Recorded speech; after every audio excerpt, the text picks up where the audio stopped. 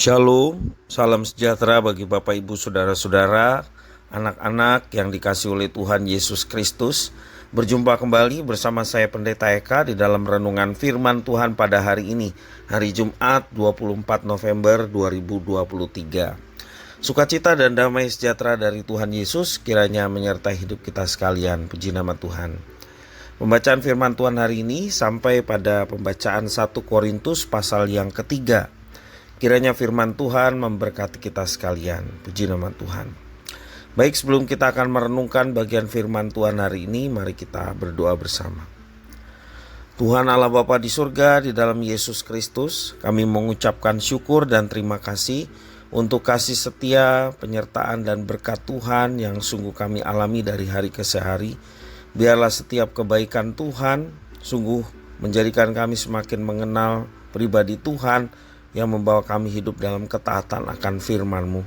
Karena itu kami mau terus memperdengarkan hati pikiran kami kebenaran firman Tuhan. Kau mampukan untuk kami dapat memahami serta menerapkannya dalam hidup kami. Terima kasih Bapa, inilah diri kami sedia untuk belajar firman Tuhan.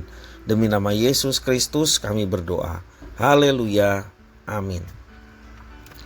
1 Korintus pasal yang ketiga ini saya akan membacakan ayat 1 sampai yang ke-9 untuk perenungan kita hari ini.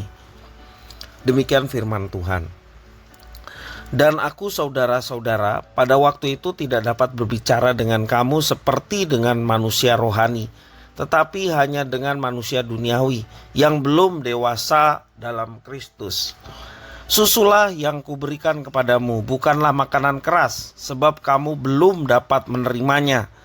Dan sekarang pun kamu belum dapat menerimanya, karena kamu masih manusia duniawi. Sebab jika di antara kamu ada iri hati dan perselisihan, bukankah hal itu menunjukkan bahwa kamu manusia duniawi dan bahwa kamu hidup secara duniawi? Karena jika yang seorang berkata, aku dari golongan Paulus, dan yang lain berkata, aku dari golongan Apolos, bukankah hal itu menunjukkan bahwa kamu manusia duniawi yang bukan rohani? Jadi, apakah Apolos, apakah Paulus, pelayan-pelayan Tuhan yang olehnya kamu menjadi percaya, masing-masing menurut jalan yang diberikan Tuhan kepadanya. Aku menanam, Apolos menyiram, tetapi Allah yang memberi pertumbuhan. Karena itu yang penting bukanlah yang menanam atau yang menyiram, melainkan Allah yang memberi pertumbuhan. Baik yang menanam maupun yang menyiram adalah sama, dan masing-masing akan menerima upahnya sesuai dengan pekerjaannya sendiri. Karena kami adalah kawan sekerja Allah, kamu adalah ladang Allah, bangunan Allah. Demikian firman Tuhan. Bapak Ibu, saudara-saudara yang dikasihi oleh Tuhan Yesus Kristus, perselisihan merupakan sesuatu yang pasti ada pada hubungan manusia. Produk akhir dari perselisihan adalah perpecahan. Gereja pun tidak kebal terhadap kenyataan ini, adanya perselisihan. Jalinan relasi antar pelayan pun kerap terserang pertikaian. Lalu bagaimana cara mengatasinya? Jemaat di Korintus kaya dengan berbagai macam talenta. Secara kasat mata mereka seperti rohani dalam pelayanan. Namun kenyataannya Rasul Paulus menegur mereka dan menyebut mereka sebagai manusia duniawi.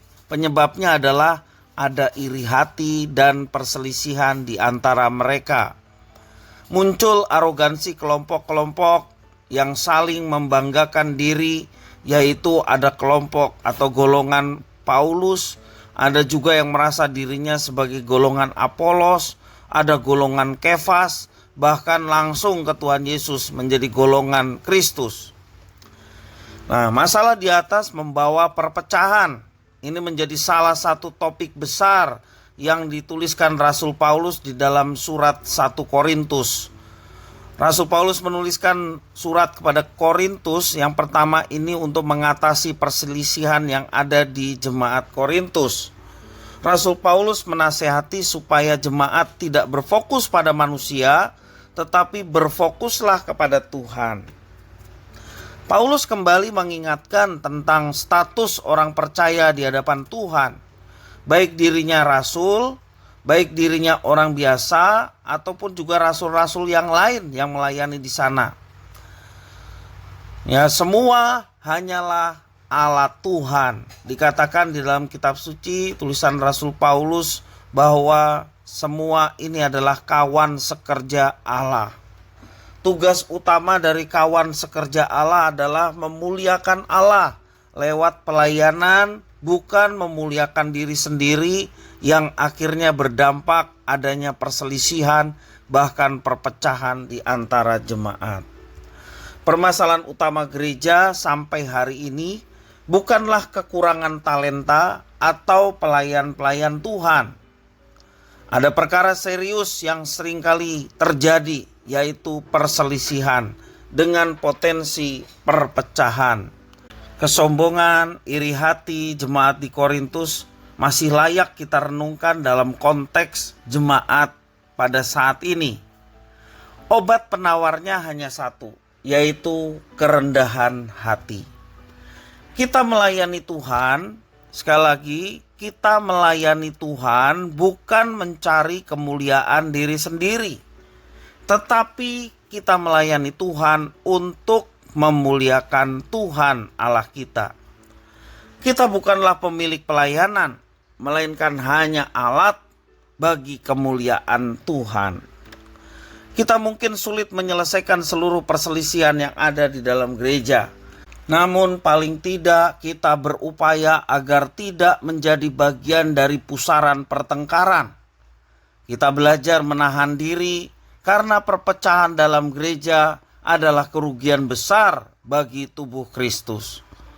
Kita berdoa kepada Tuhan, kiranya Tuhan menjauhkan kita dari rasa iri hati dan dengki dan perselisihan, supaya kita dapat memuliakan Tuhan senantiasa dalam kehidupan pelayanan kita bersama-sama di gereja.